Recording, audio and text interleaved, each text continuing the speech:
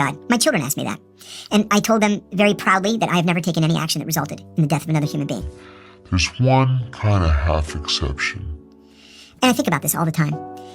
In 1993, I guess it was, I was sitting in the morning meeting.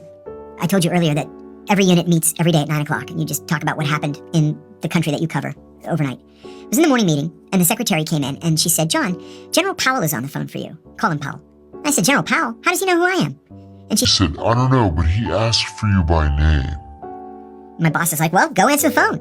So I went to my desk, and I said, good morning, General Powell. This is John Kiriakou. And he says, John, if the Iraqis were going to kill the president, who would actually be in charge of that operation? And I said, well, if you're talking about the attempt to kill President Bush, George H.W. Bush, he had been visiting Kuwait. I said, Kuwait operations are run from the Iraqi intelligence service's Basra station.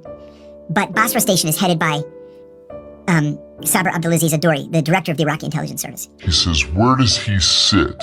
I said, Baghdad. Where exactly in Baghdad? I said, if you hold on a second, I'll look up the address. So I looked it up.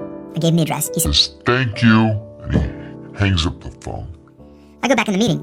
They were like, what do you want? I said, he wanted to know about Sabr Adori and the attempt to kill President Bush. I'm like, okay.